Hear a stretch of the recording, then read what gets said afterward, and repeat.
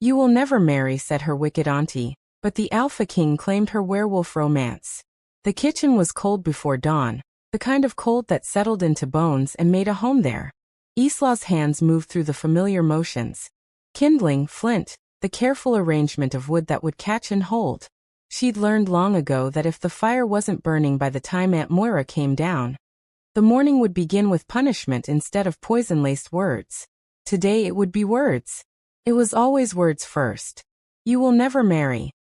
Her aunt's voice drifted down the servant's stairs before her body appeared, wrapped in a dressing gown of deep purple that had once belonged to Isla's mother. The theft was deliberate, a daily reminder of everything Isla had lost. No wolf wants a bride who carries death in her veins. Isla kept her eyes on the porridge she was stirring, her face carefully blank. 23 years old, and she'd heard these words, or variations of them, nearly every morning since she was 8. The day after the fever had taken her father. The day Moira had moved from distant relative to head of household. From occasional visitor to absolute authority. Are you listening to me, girl? Moira's hand shot out, gripping Isla's chin with fingers that left bruises shaped like crescent moons. She forced Isla's face up, made her meet those cold gray eyes that held nothing but contempt. I asked you a question. I'm listening, Aunt. Isla's voice was quiet, trained into softness by years of learning that volume brought violence. Good. Moira released her with a small shove. Because today, that reality becomes useful. She settled into the chair at the head of the table, Isla's father's chair, and smiled. It was not a kind smile.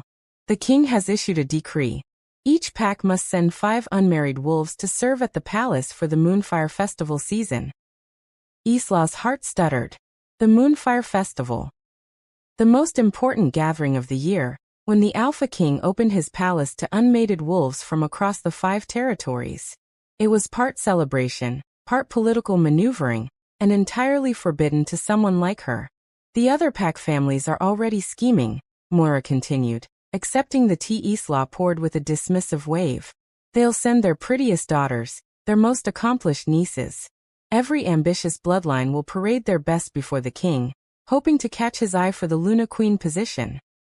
She sipped her tea, watching Isla over the rim. It's pathetic, really. Like dogs begging for scraps. Isla said nothing. Silence was always safest.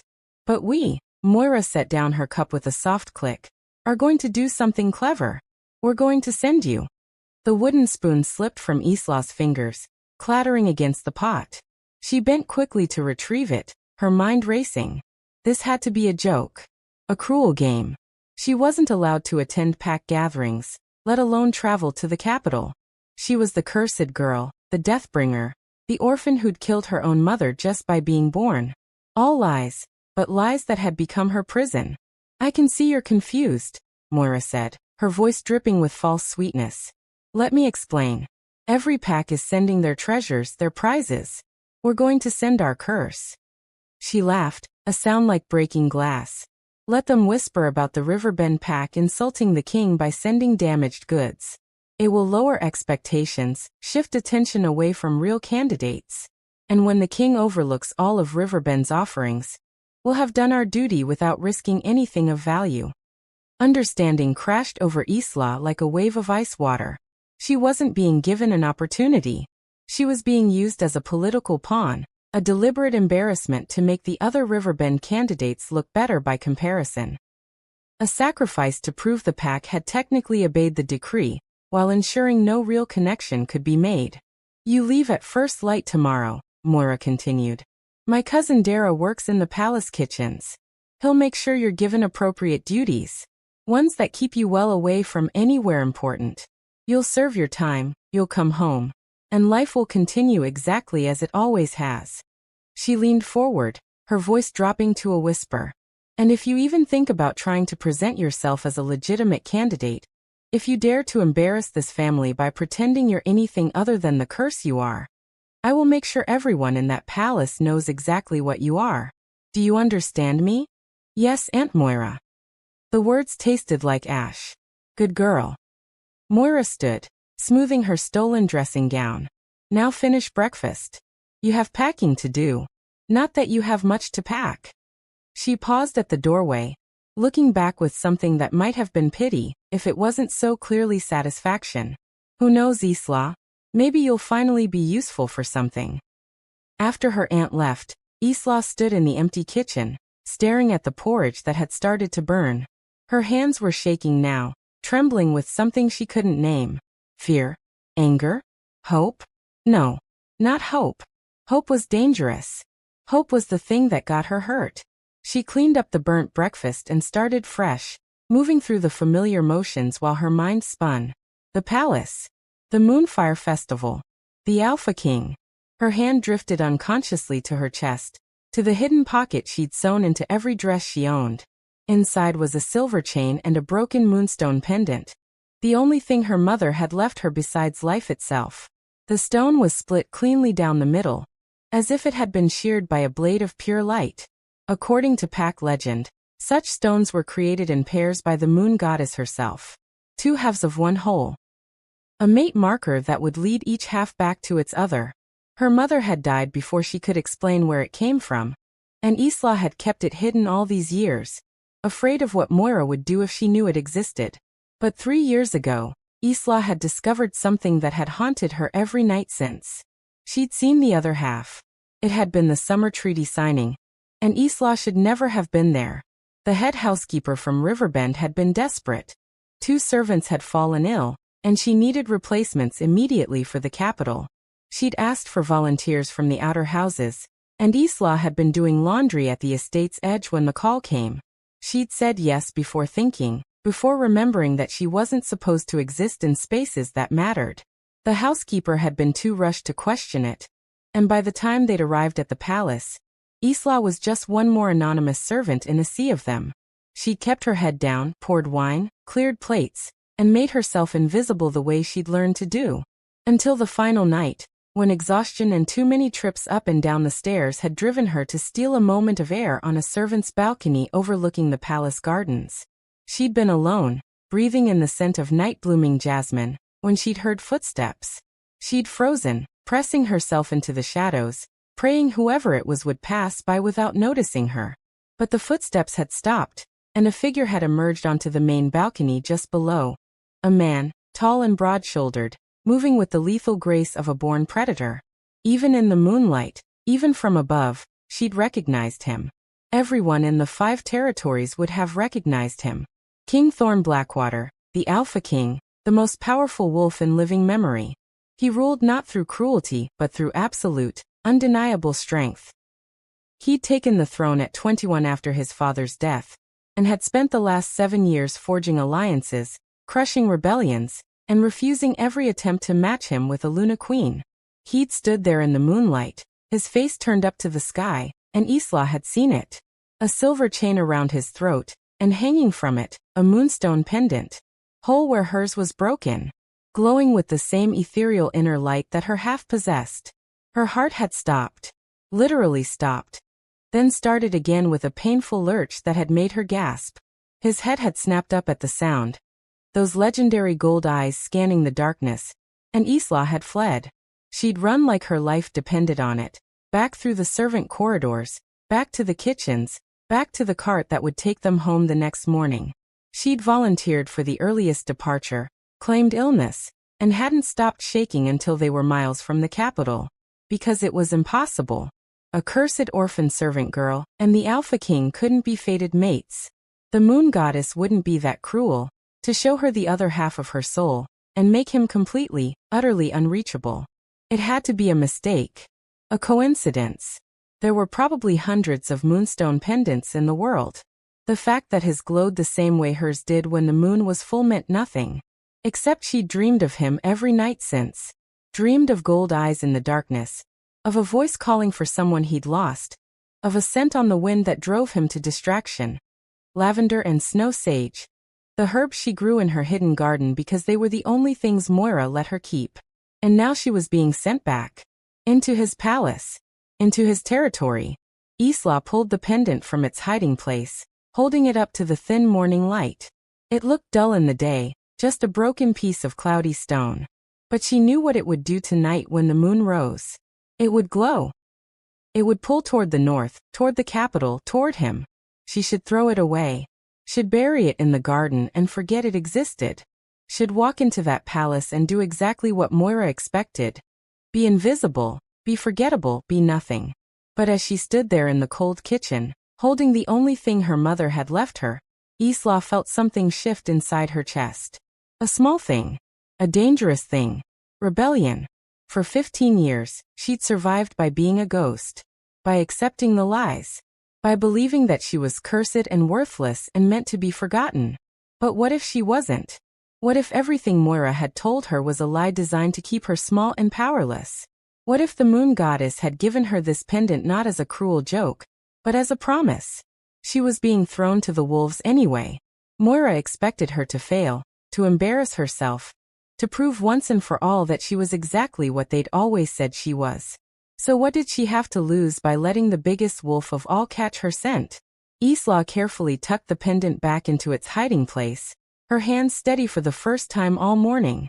She finished preparing breakfast, served it to Moira with perfect silence, and then climbed to her tiny room under the eaves to pack. She owned almost nothing. 2 dresses, both worn thin. A cloak with a patch on the shoulder. A wooden comb her father had carved. The herbs from her garden, carefully dried and wrapped. And the pendant. That night, she stood at her window and watched the moon rise over the riverbend pack lands. The pendant around her neck began to glow, soft and silver, pulsing in rhythm with her heartbeat. It pulled north, always north, toward something it recognized. Toward home, maybe. Or toward destiny. Tomorrow, she would leave for the capital. Moira thought she was sending a pawn, a sacrifice, a curse to poison the well. But pawns, when they reached the other side of the board, became queens. And Isla was done playing by her aunt's rules. The journey to the capital took 3 days by cart. And every mile made Isla's stomach tighten with a mixture of dread and something she didn't want to name. The 5 candidates from Riverbend traveled together. And from the first moment, Isla understood her place in this group. There was Brenna, the beta's daughter, with hair like spun gold and a laugh that attracted attention the way honey attracted bees. She was beautiful, accomplished, and she knew it. Then came the twins, Kara and Kira, equally lovely and equally ambitious, already whispering strategies for catching the king's attention. And finally, Saoirse, the quietest of them but no less confident, whose bloodline traced back to the original pack founders. And then there was Isla. She rode in the back of the cart, partially hidden by supply crates. While the others sat in front like prizes on display. They didn't acknowledge her presence, except to occasionally make comments clearly meant for her ears. I heard the palace has over 300 rooms, Brenna said, adjusting her traveling cloak. Imagine being Luna Queen of all that. You'd never want for anything. I heard the king is impossibly handsome, Kara giggled. But very particular. He's rejected every match for 7 years. That just means he's waiting for the right wolf, Kira added. Someone worthy of standing beside him. Someone with the proper bloodline, Saoirse said quietly, but her eyes flicked briefly to Isla. Not just anyone can be Luna Queen. The position requires certain qualities. Isla kept her gaze on the passing landscape and said nothing. She'd learned long ago that defending herself only invited more cruelty. Better to be the ghost they expected. But at night, when they stopped to camp and the others huddled together by the fire, whispering and planning, Isla would slip away to the edge of the tree line. She'd pull out her pendant and watch it glow in the moonlight, pointing ever northward, pulling like a fish on a line. On the 3rd night, she felt someone watching her. She spun, heart racing, to find Saoirse standing a few feet away, her expression unreadable in the darkness. What is that? Saoirse asked, nodding to the pendant. Isla's hand closed around it automatically. Nothing. Just a trinket. It's glowing. Saoirse took a step closer, her eyes narrowing. That's a mate marker, isn't it? A moonstone. Her expression shifted from curiosity to something harder. Where did you get that? Did you steal it? It was my mother's. Isla's voice was barely a whisper. Your mother? Saoirse's laugh was bitter. The human who died in childbirth? How would a human have a mate marker? She took another step forward. I should tell Moira. She'd want to know you have something that valuable. Please. The word escaped before Isla could stop it. Please don't. It's all I have left of her. Saoirse studied her for a long moment, and Isla could see the calculation in her eyes. Then, surprisingly, she shook her head. I won't tell. But only because it doesn't matter. That pendant is broken, and even if it wasn't, even if by some miracle its match existed, do you really think fate would waste an alpha on someone like you? Her voice wasn't cruel, just matter of fact, which somehow made it worse. You're cursed, Isla. Everyone knows it. The moon goddess doesn't bless wolves who bring death. She walked away, leaving Isla alone in the darkness with her glowing pendant and her shattered pride. But the words settled into Isla's bones with a different weight than they once might have, because she'd heard them all before, 1,000 variations, and she'd believed them. She'd let them become her truth. Not anymore. When they reached the capital on the 4th day, Isla's breath caught despite herself. The city sprawled across the valley like a living thing, all white stone and silver banners, with the palace rising at its heart like a crown. It was massive, beautiful, and utterly terrifying. Welcome to Silver Peak, the cart driver announced. Capital of the Northern Territories and seat of the Alpha King's power. You girls are lucky. Not many get to see the inside of those walls. Lucky. The word tasted like poison. They were taken directly to the palace's servant entrance. A far less grand affair than the main gates. A stern-looking woman in head housekeeper's robes met them, her eyes scanning each girl with the efficiency of someone used to sorting wheat from chaff. I'm Mistress Kale, she announced. You'll follow my instructions exactly.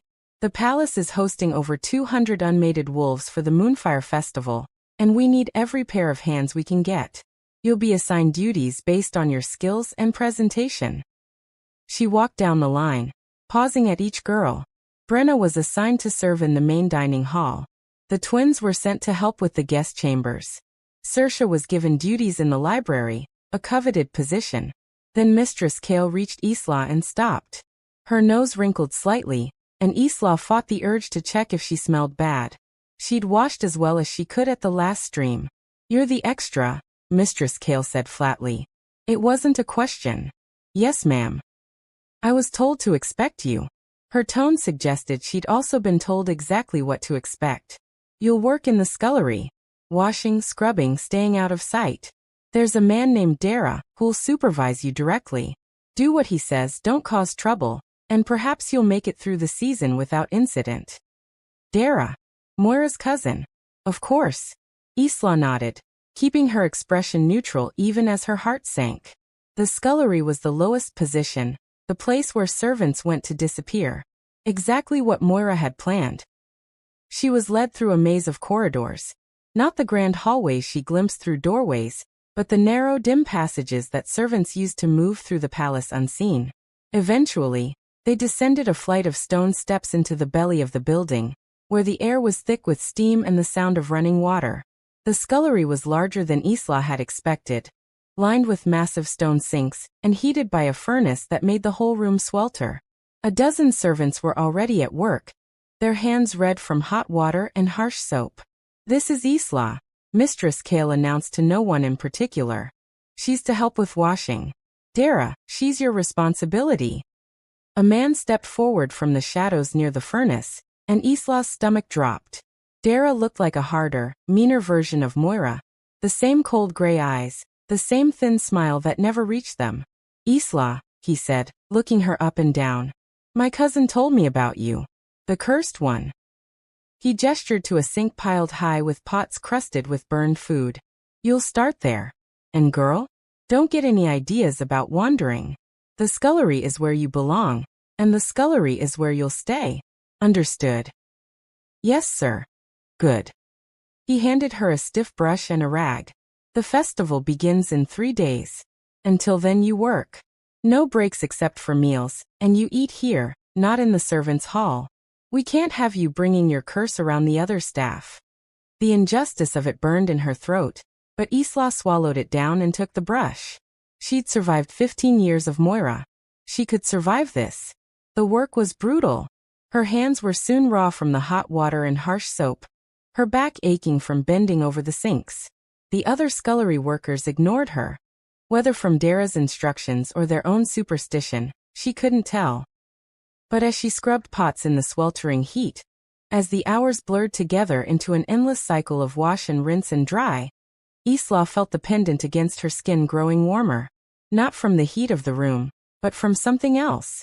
He was close.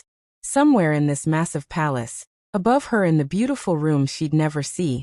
The Alpha King walked halls she'd never enter, and his half of the pendant was calling to her. That night, exhausted and aching, Isla was shown to her sleeping quarters. A tiny room barely larger than a closet, with a cot and a single small window that looked out onto an alley. It was after midnight by the time she finally collapsed onto the thin mattress. She pulled out her pendant, and even in the darkness, it glowed. Brighter than she'd ever seen it before. The pull was almost painful now. A physical ache in her chest that pointed up, always up, toward the higher floors of the palace. Toward him. Isla pressed her fist against her chest, feeling her heart race beneath it. This was madness. She was a scullery maid, locked in the bowels of the palace, forbidden from going anywhere that mattered. Even if the pendant was real, even if he was her fated mate, what did it matter? They existed in different worlds. But as she lay there in the darkness, listening to the distant sounds of the palace settling into sleep, a small voice in the back of her mind whispered a dangerous thought. What if he's been searching for you too? She remembered the way he'd looked up at the balcony 3 years ago, the way his eyes had scanned the shadows as if he'd heard her gasp, the way the rumors said he'd become obsessed after the treaty signing, sending scouts, asking questions, searching for something he'd lost. Or someone. Isla closed her eyes, clutching the pendant so tightly the broken edges bit into her palm. Tomorrow she would wash more pots. She would stay hidden. She would be exactly what they expected. But maybe, just maybe, fate had other plans. Because the moon goddess didn't create mate markers by accident. And broken things, Isla was beginning to understand, were often meant to be made whole. The next 2 days passed in a blur of hot water and aching muscles. Isla worked from before dawn until well after dark. Her hands raw and bleeding despite the rough gloves Dara begrudgingly provided. The scullery was its own world, separate from the grandeur happening above. A hot, wet cave where servants labored in steam and obscurity. But Isla started to notice things. The scullery might be the lowest point in the palace, but it was also where all information eventually flowed. Servants came down throughout the day to collect clean dishes, to give orders for the next meal, to gossip while they waited. And when you were invisible, truly invisible, the way Isla had learned to be, people talked as if you weren't there. Did you hear? One of the housemaids whispered to another as they waited for a tea service to be washed. The king came down to the servant corridors yesterday. Just walked right through, didn't say why. Scared the new butler half to death. He's been restless, the other agreed. Mistress Kale says he keeps asking about the new arrivals. Wants a full list of everyone who came in the last week. Looking for someone, probably. You know how he gets during the festival. All these unmated wolves. All this pressure to choose a Luna. Well, he won't find what he's looking for in the servant corridors. They laughed and left with their clean tea service, never once looking at Isla as she scrubbed pots 3 feet away. But her heart was hammering. He was searching. He'd come down to the servant areas. Was it possible? Could he sense the bond the way she did? Stop daydreaming and work faster. Dara's hand cracked across her shoulders, not hard enough to truly hurt, but enough to sting. You're falling behind, and we have the pre-festival banquet tonight. Every dish in this palace will need to be washed. Isla ducked her head and scrubbed harder, but her mind was racing. The pre-festival banquet. That meant the scullery would be chaos, servants running back and forth constantly. In all that confusion, with Dara distracted by managing the influx of dirty dishes. No, it was too risky. If she was caught wandering, Moira would hear about it, and whatever small freedom she had would vanish. But the pendant against her skin was burning now, pulsing in rhythm with her heartbeat, pulling so hard she felt like a fish being reeled in. It wanted her to move.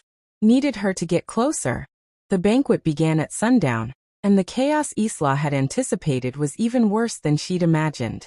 Dishes poured into the scullery in waves. Crystal glasses, silver platters, china plates painted with the royal crest.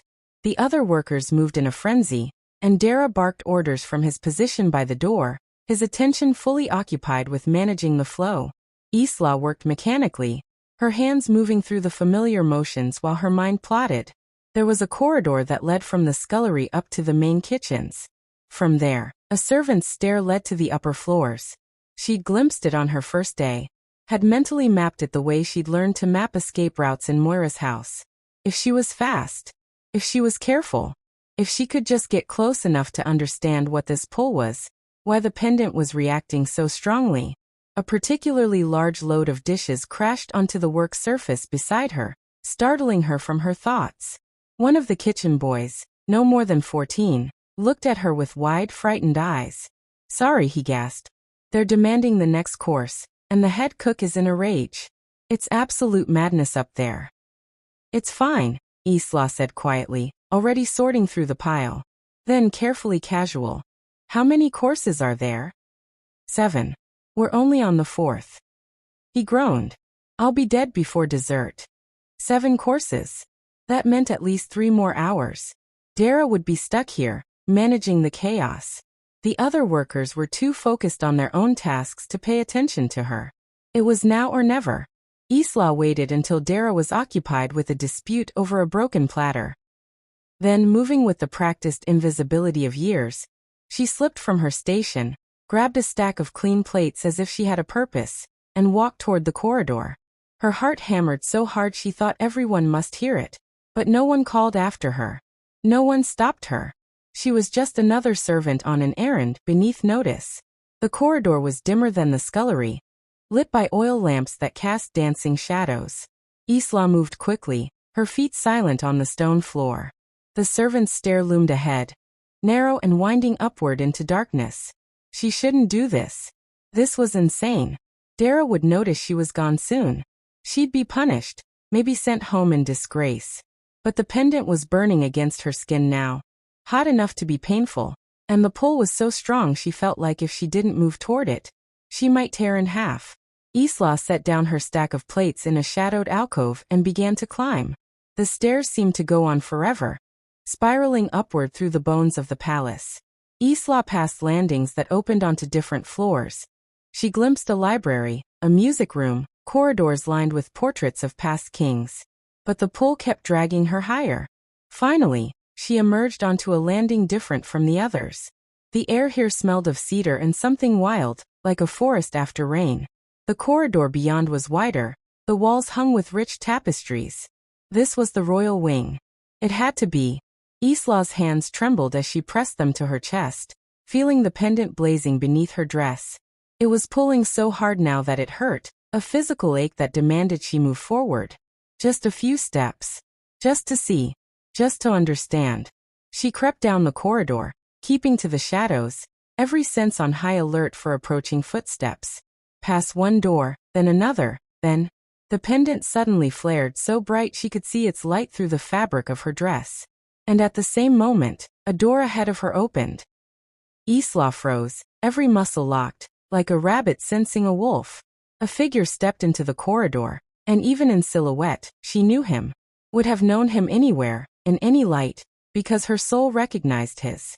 King Thorn Blackwater stopped the moment he entered the hallway. His head snapped toward her, his entire body going still in a way that reminded her exactly what he was, an apex predator, designed by nature to hunt. For a heartbeat, they both stood frozen. Isla couldn't breathe, couldn't move, couldn't think. All she could do was stare as he turned fully toward her. He was taller than she remembered, broader, with black hair that fell to his collar, and those legendary gold eyes that seemed to glow in the dim light. He wore simple clothes, a linen shirt partially unlaced, dark trousers, as if he'd been alone, comfortable, not expecting to encounter anyone. But it was his expression that stopped her heart. Shock, disbelief, and underneath it all, a desperate, almost painful hope. "You," he breathed, and his voice was rough, like he'd been screaming. Or searching. "It's you." Isla's paralysis broke. Panic flooded her system, hot and sharp, and she turned to run. But he was faster. He moved with the supernatural speed of an alpha wolf, crossing the distance between them in a blink. His hand caught her wrist, gently, so gently but immovable, and pulled her back. Wait, he said urgently. Please. Don't run from me again. Again. He remembered. 3 years ago on that balcony he'd sensed her. I'm sorry, Isla gasped, trying to pull away even though she knew it was useless. I'm not supposed to be here. I'm supposed to be in the scullery. I'll go back. Please, I'll go back. The scullery?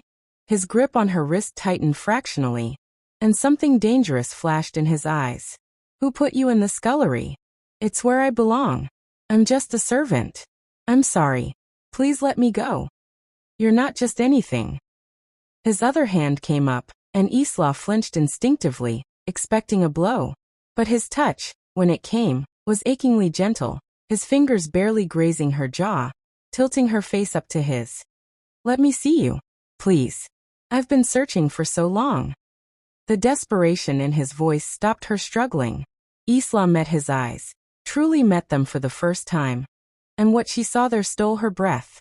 He looked at her like she was the answer to a question he'd been asking his entire life. Like she was water and he'd been dying of thirst.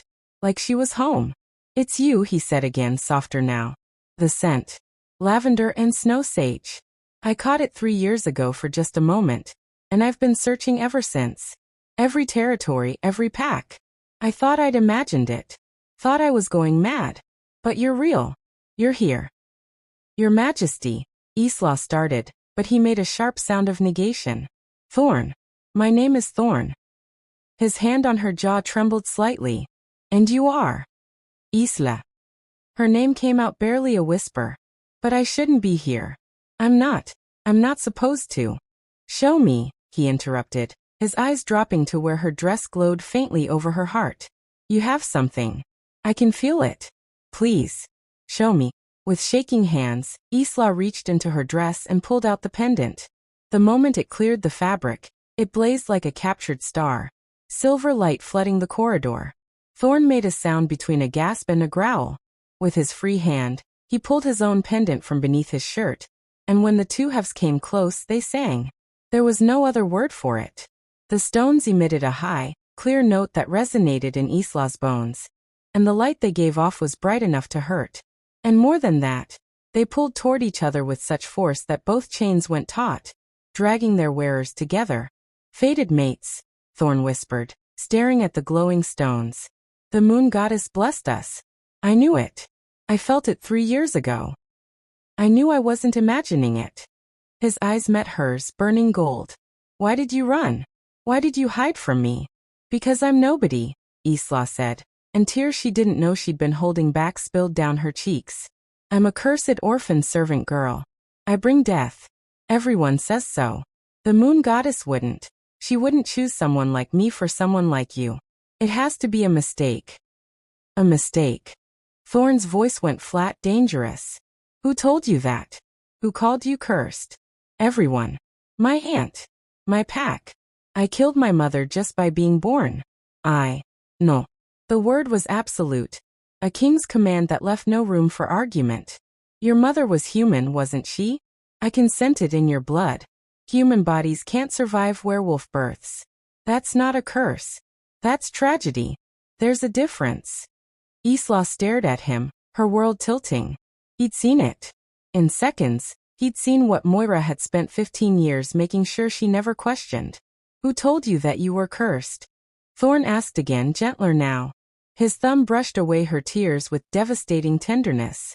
Who made you believe you were nothing? My aunt. Moi. After my father died, she said I was marked. That death followed me. That no one would ever. Her voice broke. She said I would never marry. Good, Thorn said, and Isla's head snapped up in shock. He was smiling now, fierce and possessive. Because wolves like us don't marry. We mate.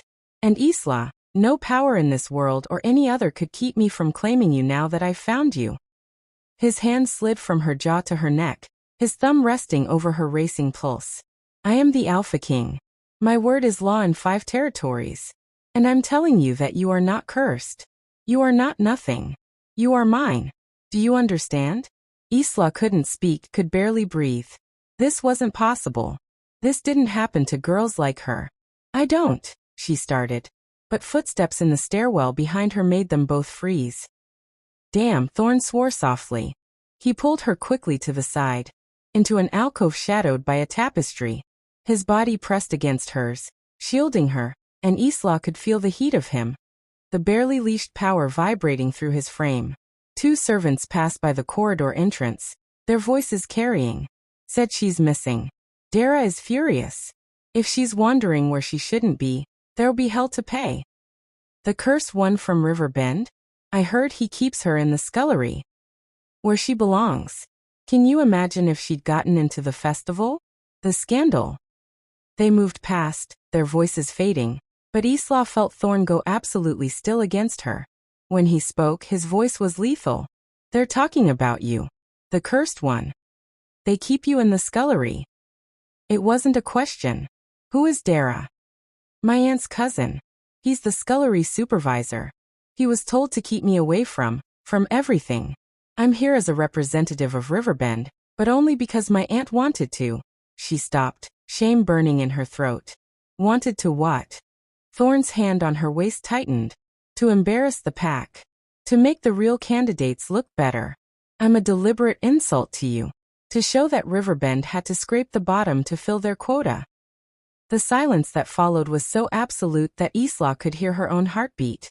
When Thorn finally spoke, his voice was soft, but there was murder in it. I see. And this aunt of yours?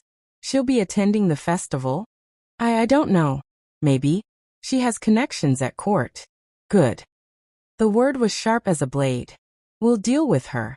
But first, he pulled back enough to look at her face, and his expression softened. First, I need to get you somewhere safe. My chambers. No. Isla pulled away in panic. Your Majesty, Thorn, if I'm found in your chambers, it'll destroy everything. My aunt will spread rumors. She'll tell everyone I seduced you, that I'm trying to trap you. It'll give her exactly what she wants. I don't care what she wants. But I do. Please. This was a man who had crushed rebellions and forged kingdoms. If he said he would make them pay, he would. But you're right, he continued reluctantly. We have to be strategic. If we announce the bond wrong, if we give them ammunition to use against you, it'll make everything harder. He leaned down, pressing his forehead to hers. 3 days. The festival begins in 3 days. Can you give me 3 days? Yes. The word was barely a breath. During that time, I'm going to investigate. I'm going to find out exactly what your aunt has done, what lies she's spread, and I'm going to position things so that when I claim you, there's no question of your worthiness. His eyes met hers. But Isla, if you're in danger, if anything happens, you run to me. Promise me. I promise. And take this. He pulled something from his pocket, a small silver wolf, beautifully carved, no bigger than her thumb. It's a summons token. If you hold it and whisper my name, I'll know. I'll feel it. And I'll come.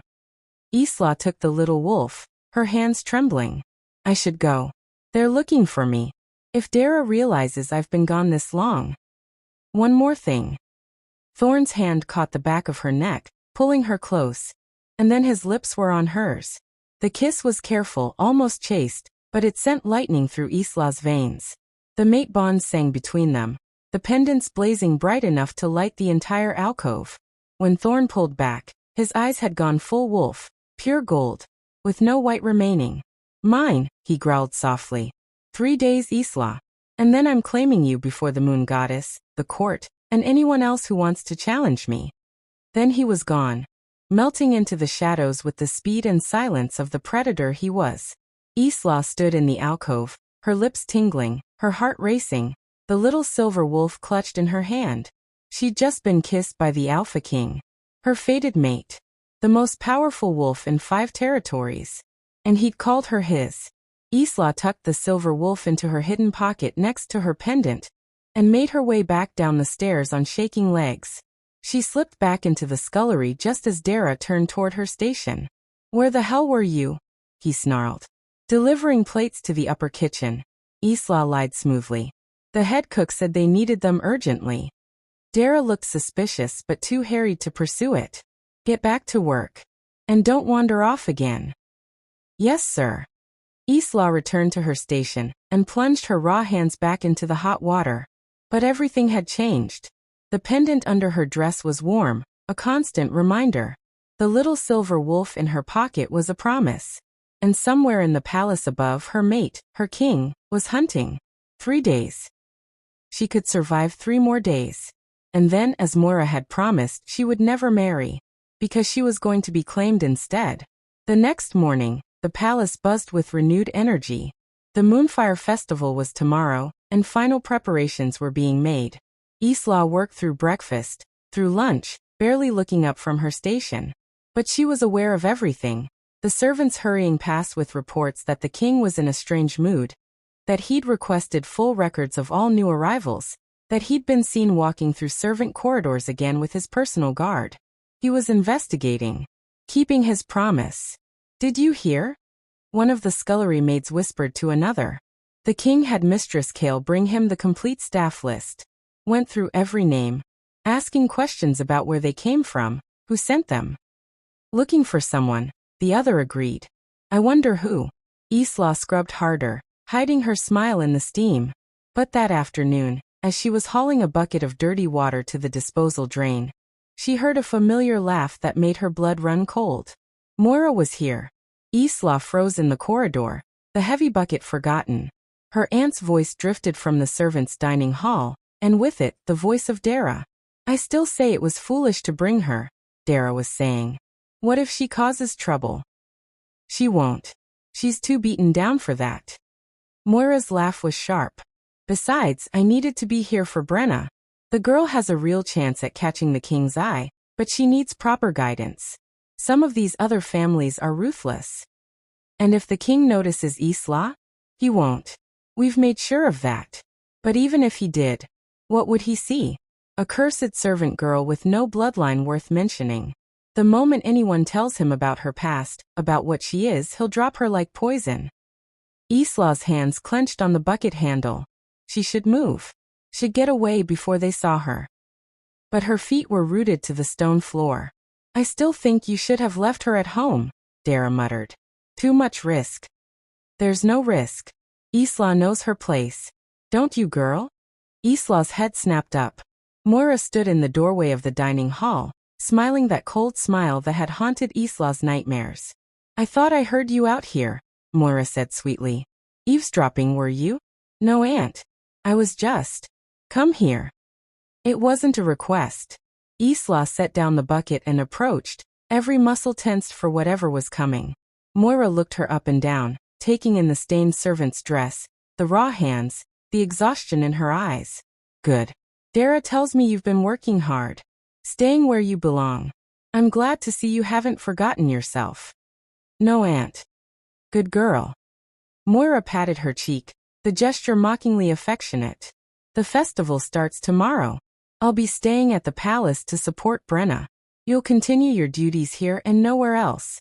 Is that understood?" "Yes, Aunt." "Excellent." Moira turned to leave, then paused. "Oh, and Isla? That trinket you always wear. The pendant. Where is it?" Isla's heart stopped. It's in my room, Aunt. Safe. I want it brought to me. Tonight." "But." "Now, Isla." Moira's voice went sharp. "That pendant belonged to your mother, and before her, to her mother. Which means it belongs to the family. My family. You've kept it long enough. She was going to take it. After everything, Moira was going to take the one thing Isla had left. "Please," Isla whispered. "It's all I have of her. Which is precisely why you don't deserve it." Moira leaned close, her voice dropping to a venomous whisper. "You killed her, remember? You have no right to her belongings. Now bring it to me, or I'll have Dara search your room and take it by force. And if I have to do that, I'll break it. Understand?" Isla nodded numbly. She couldn't speak past the lump in her throat. "Tonight," Moira repeated, then swept away, her skirts rustling with satisfaction. Dara gave Isla a look of false sympathy. Best to obey her, girl. Makes things easier for everyone.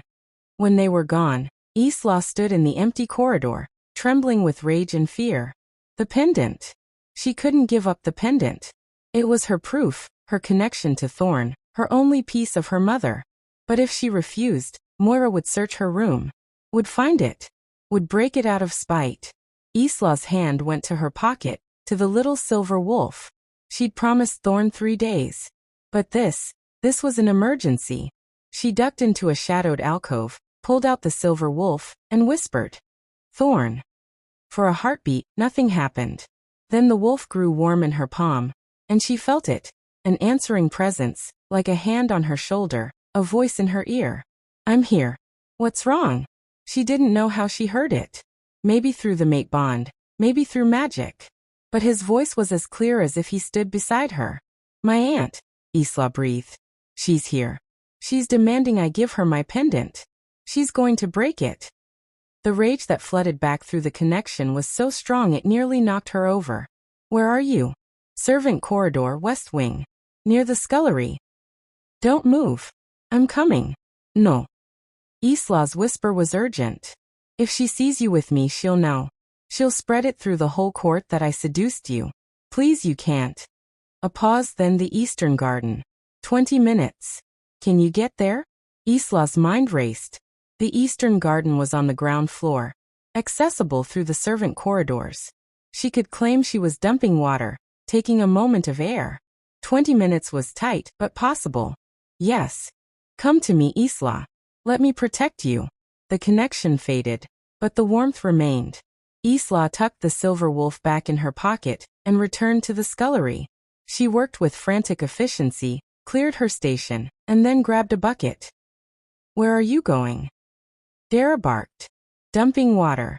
The disposal drain is backed up. I'll use the garden drainage instead." He waved her off dismissively, already focused on the next crisis. Isla escaped into the corridor, moving fast but not running. She knew these passages now, had mapped them over the past days. Through the kitchen wing, down a narrow stair, through a door that led to the gardens. The eastern garden was smaller than the main courtyards, a private space filled with night-blooming flowers. Isla slipped through the gate and stopped, looking around frantically. "Here." Thorn emerged from behind a trellis covered in jasmine, dressed in plain clothes with a hooded cloak. He looked like any common guard, and if she hadn't known better, she might have walked past him. But the moment their eyes met, the bond flared, and she was in his arms. "Tell me everything," he said against her hair. "Quickly."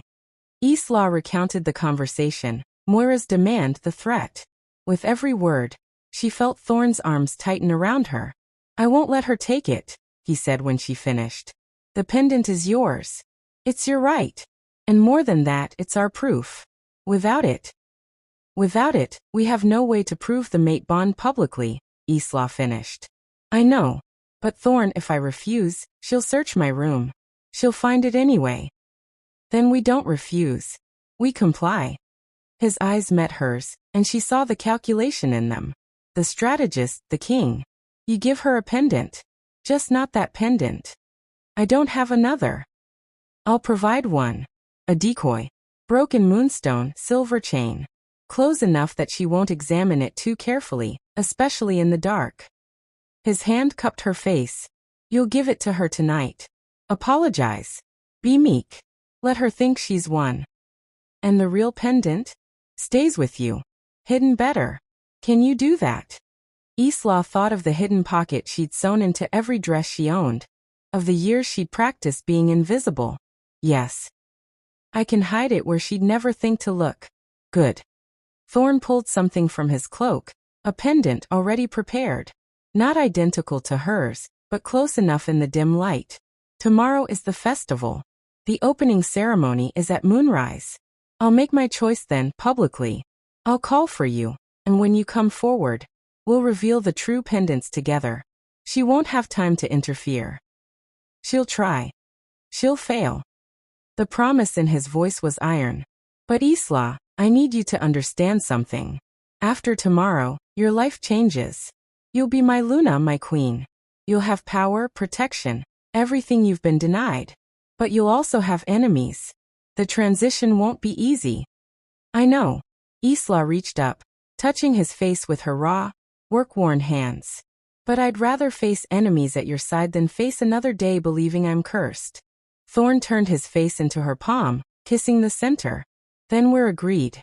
One more night. Tomorrow we claim each other before the moon goddess and the world.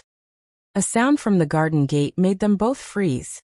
Footsteps, getting closer. Go, Thorn said, pressing the decoy pendant into her hand. Give it to her tonight. And Isla. He caught her wrist as she turned to leave. I love you. I don't care if it's too soon to say, if we barely know each other. The bond knows. My wolf knows. And I need you to know it too. Isla's breath caught. I love you too, she whispered. And then she was running, slipping out of the garden just as a pair of palace guards rounded the corner. She made it back to the scullery, her heart pounding, the fake pendant clutched in her hand. She worked through the rest of the afternoon in a daze. And when night finally fell and she was released to her tiny room, she found Moira waiting there. The pendant? Moira demanded without preamble. Isla pulled out the decoy, holding it up in the dim lamplight. Please, Aunt. Can't I keep it? I'll never ask for anything else, but this. No. Moira snatched it from her hand, examining it briefly before tucking it into her bodice. You have no right to it. Your mother would be ashamed of what you are. The words were meant to cut, but for the first time in 15 years, they had no power. Because Isla knew the truth now. Knew her worth. Knew that tomorrow, everything would change. Yes, Aunt, she said meekly, playing her part one last time. Moira smiled, satisfied with her victory, and swept from the room. The moment the door closed, Isla pulled out her real pendant from its hiding place beneath a loose floorboard she'd discovered on her first night. It glowed softly in the darkness, pulsing in rhythm with her heartbeat. Tomorrow she would stand before the entire court and reveal the truth. Tomorrow, the ghost will become a queen. And Moira would finally understand exactly what she tried to destroy. The day of the Moonfire Festival dawned cold and bright, the autumn air sharp with the promise of change. Isla woke before the sun, her heart hammering against her ribs. Today. Everything changed today. She dressed in her usual worn servant's dress, but beneath it, the real pendant lay against her skin, burning with anticipation. She'd moved it from the floorboard to a new hiding place, sewn into the very fabric of her undergarments where no casual search would find it. Moira had the decoy and believed she'd won. That small victory would make her careless. The scullery was chaos from the first moment. The festival feast would feed over 300 wolves, every alpha, beta, and eligible unmated wolf from 5 territories. The kitchens above were a screaming frenzy of activity, and the scullery below received wave after wave of preparation dishes. Move faster, Dara shouted, his face red with stress. The first guests arrive at midday, and we're already behind. Isla worked mechanically, her hands moving through familiar motions while her mind spun ahead to moonrise. Thorn had said he would call for her during the opening ceremony. How? In front of everyone?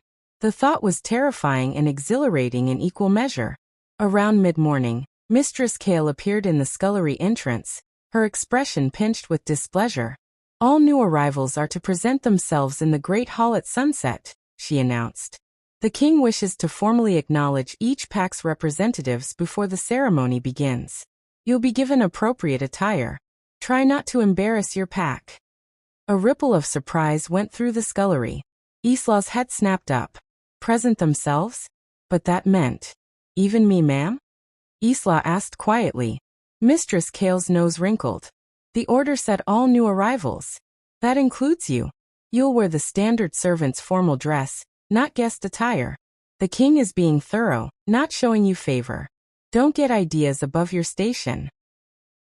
After she left, Dara grabbed Isla's arm, his grip bruising. You heard her. Don't get ideas. You'll stand in the back, you'll bow when called, and you'll disappear the moment it's over. Understood? Yes, sir. But Isla's heart was soaring. Thorn was creating an opportunity, a legitimate reason for her to be in the Great Hall at the exact moment he needed her. It was brilliant. The hours crawled by with agonizing slowness. Finally, as the sun began its descent, Mistress Kale returned with an armful of clothing. She distributed fine dresses to Brenna, the twins, and Saoirse, beautiful gowns in the colors of their pack. Then she handed Isla a simple gray dress, nicer than her work clothes but unmistakably servant class. Make yourself presentable, Mistress Kale said curtly. And for the moon goddess's sake, do something about your hands. Isla looked down at her raw, reddened hands. The skin cracked and bleeding despite her attempts to care for them. They were the hands of a scullery maid, and no amount of washing would hide that. She changed in her tiny room, braiding her dark hair back as neatly as she could. The gray dress was plain but clean, and it had long sleeves that covered the worst of her damaged hands. The pendant lay hidden beneath it, warm against her heart. When she emerged, she found Brenna and the others waiting in the corridor. They looked like jewels, Brenna in sapphire blue, the twins in matching emerald, Saoirse in deep wine red. And then there was Isla, gray as a shadow, easy to overlook. Brenna's lip curled. Well, I suppose every court needs servants. Try not to trip when you bow. The others laughed, but Isla said nothing. Let them mock. In a few hours everything would change. They were escorted to the great hall by a nervous young guard, who kept glancing at Isla, as if she might spontaneously curse him. The hall was already filling with wolves from across the territories. Alphas in their formal regalia, their families in rich clothing, unmated wolves preening and posturing. And at the far end, on a throne of carved obsidian, sat Thorn. Isla's breath caught. He wore full royal regalia now, black leather and silver armor, a cloak of midnight blue that pooled around the throne, and on his head, the crown of the Northern Territories. He looked every inch the Alpha King, powerful and remote and absolutely terrifying. But when his eyes swept the room and landed on her, she felt it, the warmth, the recognition, the love that had nothing to do with crowns and thrones and everything to do with two souls recognizing their other half. Representatives of the Riverbend Pack, the herald announced, and Brenna stepped forward eagerly, the twins flanking her. Saoirse followed, more reserved. And finally, after a deliberate pause, Isla of House. The herald faltered, clearly not knowing her family name. Vale. Isla se plaid quietly. Isla Vale. She stepped forward, keeping her eyes down as a servant should, and dropped into a deep curtsy. But as she did, she felt Thorn's gaze on her like a physical touch, burning with intensity.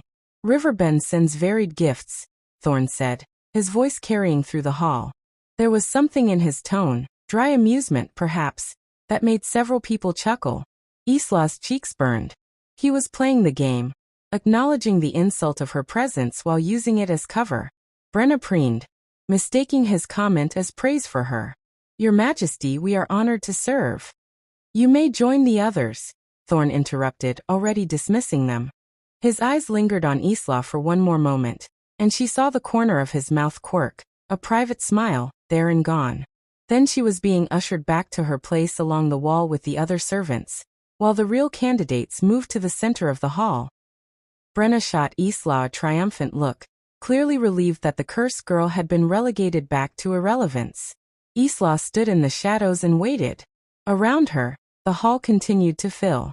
She spotted Moira in the crowd, wearing a dress of expensive burgundy silk, standing with a group of highborn ladies, and looking incredibly pleased with herself. She'd positioned Brenna perfectly, had humiliated Isla publicly, and had stolen what she thought was the only proof of Isla's worth. She had no idea what was coming. The sun set. Torches were lit around the hall, and the massive windows were thrown open to let in the moonlight. The full moon rose over the mountains, silver and enormous, and a hush fell over the crowd. Thorn stood, and the movement was enough to command absolute attention. He was magnificent, terrifying, every inch the alpha who had unified 5 warring territories through sheer force of will. Wolves of the Northern Territories, he began, his voice resonating through the hall. We gather tonight under the full moon to honor the ancient traditions of our people. The Moonfire Festival exists to celebrate bonds, between packs, between families, and between fated mates. A ripple of anticipation went through the unmated wolves in the crowd. For 7 years, I have ruled without a Luna Queen. Many have asked why. Many have offered their daughters, their sisters, their finest wolves. His eyes swept the crowd. I rejected them all. Not because they were unworthy, but because the moon goddess had already chosen for me. I simply hadn't found her yet. The hall went deathly silent. Isla's heart hammered so hard she thought it might break her ribs. But I have found her now, Thorn continued. My fated mate. The other half of my soul. And tonight, before all of you, I will claim her. Excited whispers erupted. Every unmated female in the hall stood straighter, hope blazing in their eyes. Brenna looked ready to faint with anticipation. The mark of a true mate bond, Thorn said, is the mate marker. A moonstone pendant, blessed by the moon goddess herself, split into two halves that can only be made whole when the fated mates reunite. He reached into his shirt and pulled out his pendant. Even from across the hall, Isla could see it glowing, pulsing with silver light. I have carried this half for 28 years, since the day I was born. I have waited for the wolf who carries its match. His eyes swept the room, and Isla knew, this was it. This was the moment. If you believe yourself to be my mate, Thorn said, his voice ringing with authority, step forward now and show your marker. Chaos erupted. At least 30 young women surged forward, all pulling out various pendants and necklaces. Isla saw Brenna push to the front, clutching what looked like a sapphire on a chain. Others held moonstones, but none of them glowed. None of them sang the way they should. Thorn waited, his expression patient but unmoved, as the crowd presented their offerings. One by one he dismissed them. The stones were whole, or the wrong color, or didn't react to his pendant at all. These are beautiful, Thorn said when the last hopeful candidate had been rejected, but they are not mate markers. They do not answer to mine. Disappointment and confusion rippled through the hall. If none of these wolves were his mate, then who? However, Thorn continued, and his eyes found Isla across the crowded room. I know my mate is here. I can feel her. I can scent her. He took a step down from the dais. And I know why she hasn't come forward. Because she's been told her entire life that she's unworthy, that she's cursed, that she will never marry. Isla's breath stopped. He was doing it. He was calling her out, claiming her before everyone. But the moon goddess doesn't curse her blessings, Thorn said, his voice softening. And my mate is a blessing, not a curse. So I ask again, not as a king commanding, but as a male wolf begging his fated mate to step forward. He held out his hand. Come to me, Isla. Let me see you. Let everyone see you. The silence that followed was absolute. Every head in the hall turned, searching for whoever this Isla was. And Isla stood frozen against the wall, her whole body trembling. This was it. The moment everything changed. She could step forward and claim her mate, reveal the truth, become a queen. Or she could stay silent, stay safe, stay small. Moira's voice cut through the silence like a knife. Your Majesty, there must be some mistake. Isla's head snapped toward her aunt. Moira had pushed through the crowd, her face a careful mask of concern. But her eyes were blazing with fury. There is no Isla of noble blood here, Moira continued smoothly. The only Isla present is my niece, a servant girl, half-human, marked by tragedy. Surely you don't mean. I mean exactly who I said. Thorn's voice had gone cold. Isla Vale, daughter of Mara the healer and Thomas Vale. My fated mate. The other half of my soul. Step forward, Isla. Please. Every eye in the hall found her then. Isla, pressed against the wall in her gray servant's dress. Her hands raw from scrubbing pots, her hair simply braided. She looked nothing like a Luna queen. She looked exactly like what Moira had always said she was, a nobody. But Thorn was looking at her like she was everything. Isla's hand went to her chest, to where the pendant lay hidden. She felt its warmth, its pull toward Thorn's matching half. This was her choice. Her moment. Her destiny. She took a step forward. No. Moira's voice was sharp with panic now. Your Majesty, I must protest. The girl is cursed. Death follows her. Her own mother died bringing her into this world. Every wolf who has gotten close to her has suffered misfortune. You cannot. I can, Thorn interrupted. And I will. But I'm interested in these claims of curse. Tell me, Lady Moira, how exactly is your niece cursed? Moira's smile was brittle. It's well documented, Your Majesty. Her mother's death at her birth. Her father's death when she was 8, mere days after paying too much attention to the girl. The fever that took him came from nowhere. It's a pattern. A fever, Thorn repeated. And you believe your brother's death was caused by his daughter's curse, Not by, say, the wolfsbane tea you were brewing in your still room? The hall erupted. Moira's face went white. How dare you? I dare because I had my scouts investigate every claim you've made about Isla. And what they found was fascinating. Thorn descended the final steps, moving toward Moira with predatory grace. They found records of purchases from the apothecary.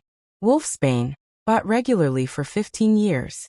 Small doses, not enough to kill, but enough to suppress a wolf's emergence. Enough to keep a young wolf weak, powerless, seemingly cursed. Gasps echoed through the hall. Isla's mind reeled. Wolfsbane. Moira had been poisoning her. All those years, all that weakness she'd thought was her own failing, it had been poison. They also found financial records, Thorn continued. Interesting how your family's debts were suddenly paid off shortly after your brother's death. How convenient that his daughter was so ill, so weak, that she couldn't possibly challenge your claim to the estate. This is slander, Moira hissed. Lies from a girl who has clearly bewitched you. Show them, Thorn said, turning to Isla. His voice was gentle now. Show them the pendant, Isla. Show them what your aunt stole from you last night. Isla's hand went to the hidden pocket inside her dress. With trembling fingers, she pulled out the real pendant, holding it up for all to see. The moment it cleared the fabric, it blazed with silver light. And Thorn's pendant answered, glowing so bright it hurt to look at. The two stones sang, a high clear note that resonated through the hall. And they pulled toward each other with such force that Isla stumbled forward. Thorn caught her, steadying her, and brought his pendant close to hers. The moment they touched, light exploded between them. Pure, radiant, undeniable. The mate bond made visible, irrefutable, blessed by the moon goddess herself. Fated mates, someone in the crowd whispered, and the whisper became a wave of sound. But that's impossible, Moira stammered. I took her pendant last night.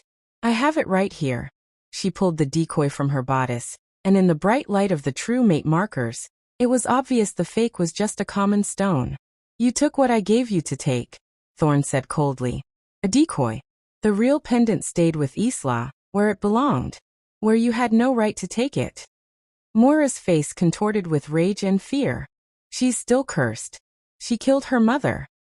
Her mother was human, Thorn said, and his voice rang with authority. Human bodies cannot survive werewolf births. That's not a curse. That's biology.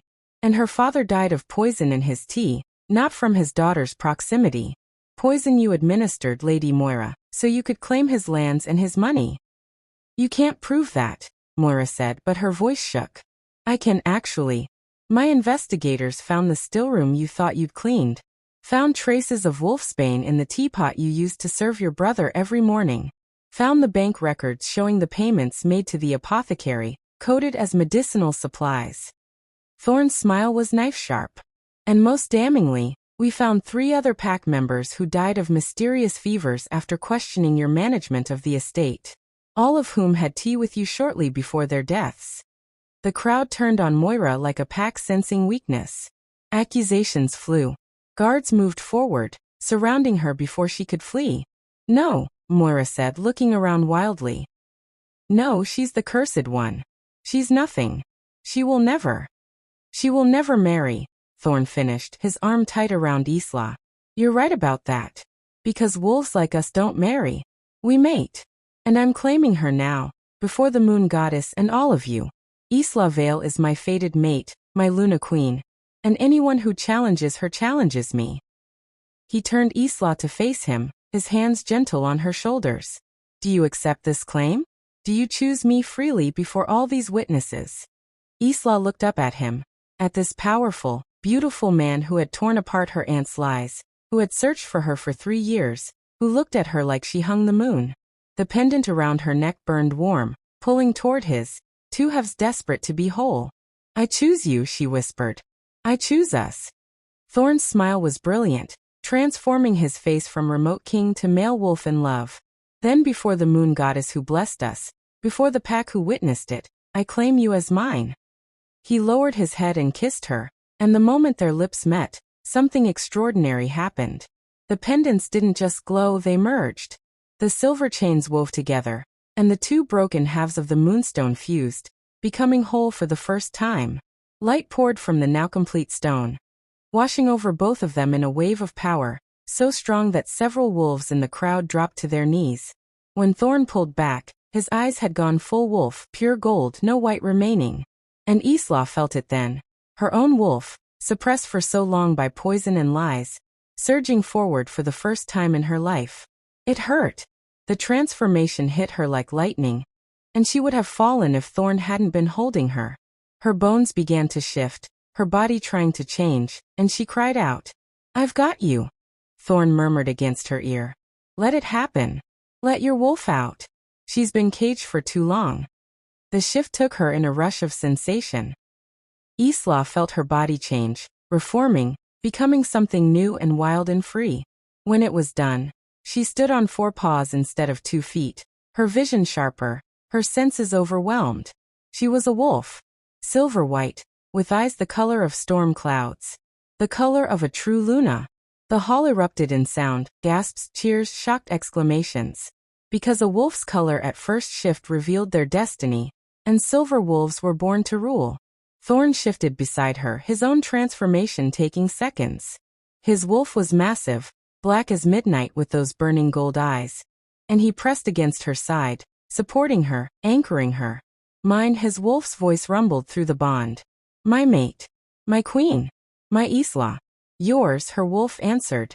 The word feeling right in a way nothing ever had before. "Always yours." They shifted back together, the change easier now that her wolf had finally emerged. Thorn wrapped his cloak around her. She'd shredded her simple dress in the shift, and held her close. "A silver wolf," Lord Brennan, one of the territory alphas, said from the crowd. His voice held awe. "The moon goddess has spoken. She is Luna Queen." Agreement rippled through the hall. Even those who might have objected to Isla's common birth couldn't argue with the blessing of a silver wolf and a completed mate bond. But Moira wasn't done. She'd been backed into a corner, guarded by royal soldiers, her face twisted with fury. "This is wrong," she spat. "She's an abomination. Half-human trash who should have died with her mother. I saved the pack from her. I protected them from the curse." "You murdered your brother," Thorn said coldly. "You poisoned an innocent girl for 15 years. You stole her inheritance, her life, her future. And you did it all out of greed and spite." "I did it to protect the bloodlines," Moira shrieked. "She's polluted. Half-human. The pack deserves better than." Isla stepped forward, and Moira's voice died in her throat. Because Isla wasn't the beaten-down servant girl anymore. She stood tall in Thorn's cloak, her newly emerged wolf giving her a presence she'd never had before. "You told me I would never marry," Isla said quietly. "You were right. Because I'm not going to marry. I'm going to be claimed as Luna Queen. I'm going to rule beside my mate. And I'm going to spend every day proving that the curse was never me. It was you. Your cruelty. Your lies. Your poison." She took another step forward, and Moira actually cowered. "I could have you executed for what you've done. The moon goddess knows you deserve it. But I'm not going to do that." Hope flashed in Moira's eyes. "Then, I'm going to let you live," Isla continued. "Stripped of your title, your lands, your money. Everything you stole from my father, from me. You'll live the rest of your life as what you always said I was, a nobody. A ghost. Invisible and forgotten." "You can't do that," Moira whispered. "You're just a girl. Accursed, worthless." "She's the Luna Queen," Thorn interrupted. "And her word is law. Guards, take Lady Moira, correction, take Moira, formerly of House Vale, to the border. Strip her of her possessions and banish her from all 5 territories. If she sets foot in my lands again, she'll be executed." The guards hauled Moira away, her screams of protest echoing through the hall. Dara tried to slip away in the chaos, but more guards stopped him, clearly on orders from Thorn. "The cousin will stand trial for his role in the abuse," Thorn announced, "as will anyone else who participated in the systematic cruelty inflicted on my mate." He turned back to Isla, his expression softening. "Are you all right?" Isla looked around the great hall, at the hundreds of wolves watching her, at the throne that would now be hers, at the life spreading out before her like an unwritten book. It was overwhelming, terrifying. Nothing like the small, safe existence she'd imagined. But Thorn's hand was warm in hers. The mate bond hummed between them like a song. And for the first time in her life, Isla felt free. "I'm better than all right," she said. "I'm home." Thorn kissed her again, gentle and reverent, and the hall erupted in cheers. The Moonfire Festival celebration began in earnest, but Isla barely noticed. All she could focus on was the man, her mate, her king, who had seen through the lies and loved her anyway. Later, much later, when the celebration had moved to the gardens and they had a moment alone on the balcony overlooking the palace grounds, Thorn pulled her close. "I have something for you," he said, reaching into his pocket. He pulled out a silver circlet, simple but beautiful, set with a moonstone that matched their now complete pendant. The Luna Queen's crown. "It was my mother's. She always said it was waiting for the right wolf to wear it." He placed it gently on Isla's head, and it fit perfectly. "There. Now you look like what you've always been, a queen." Isla touched the circlet, her eyes filling with tears. "I don't know how to do this. How to be a Luna. How to rule. I was raised in a scullery, Thorn. I don't know anything about politics or court or—" "You know how to survive," Thorn interrupted. "You know how to be strong when the world tries to break you. You know how to be kind despite cruelty. How to hope despite despair. Those are the qualities that make a great Luna, Isla. The rest we'll figure out together." "Together?" Isla repeated, testing the word. It felt foreign.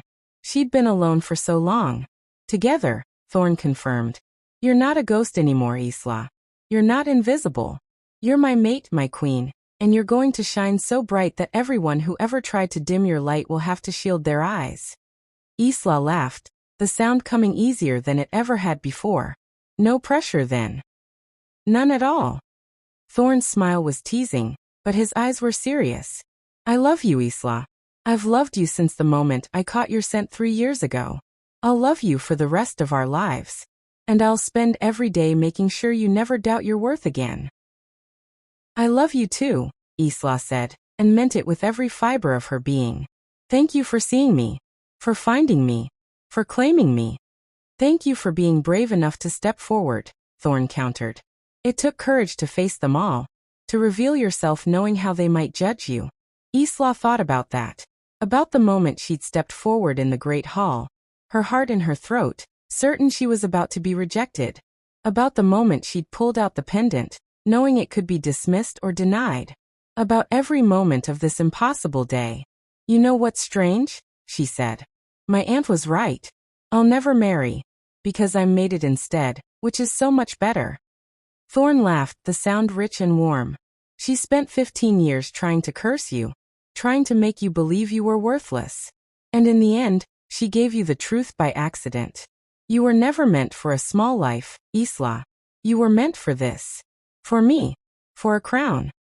They stood together on the balcony, looking out over the capital city that was now Isla's home, over the territory she would help rule. Somewhere below, the Moonfire Festival continued, wolves celebrating bonds and futures and possibilities. And Isla, who had been told she was a ghost, a curse, a girl who would never marry, stood beside her mate with a crown on her head and felt, for the first time in her life, chosen. Not despite what she was, but because of it. Not in spite of her past, but because she'd survived it and become something stronger. The broken moonstone pendant around her neck was whole now, glowing softly in the darkness. Two halves made complete. Two souls finding each other across time and distance and lies. "What are you thinking?" Thorn asked softly. Isla smiled, leaning into his warmth. "I'm thinking that sometimes the best way to prove a prophecy wrong is to let it come true. My aunt said I'd never marry. She was right. But she never imagined this. That you'd be claimed by a king? That I'd claim myself first." Isla looked up at him. This powerful man who'd moved mountains to find her. "You gave me the courage to step forward, Thorn. But I'm the one who took the step. I'm the one who chose to be seen. And I'm grateful every day that you did," Thorn said, kissing her forehead. "My brave, beautiful mate. My Luna Queen. My Isla." The words were a claim, a promise, a vow. And Isla, who had spent her whole life being told she was nothing, finally believed she was everything. because the moon goddess didn't make mistakes. And broken things she was learning were often the strongest.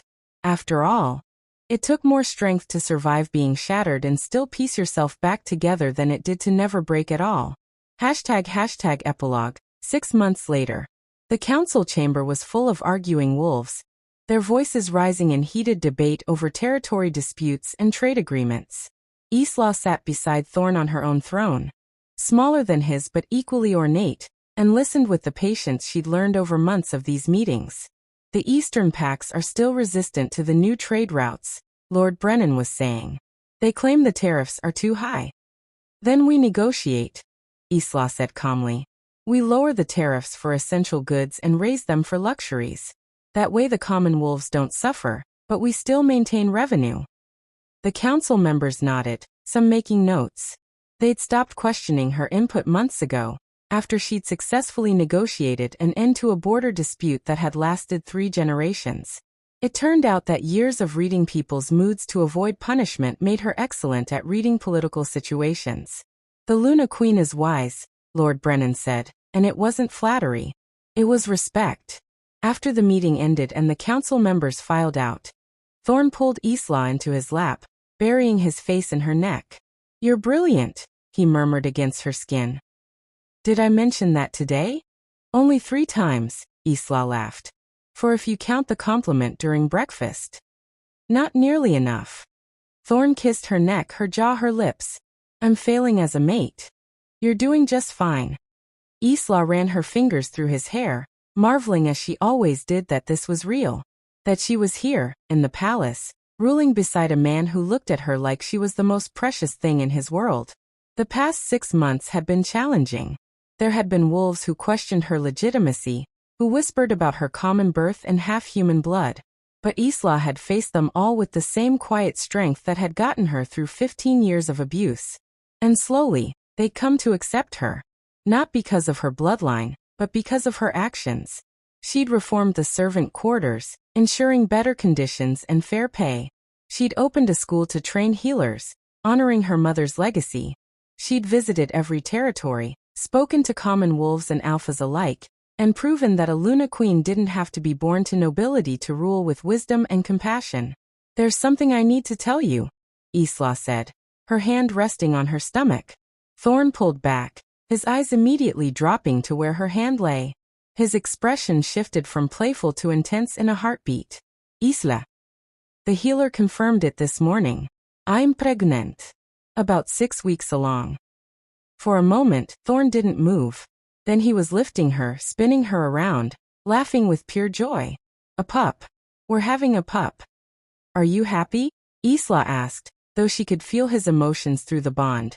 Overwhelming love, fierce protectiveness, bone-deep joy.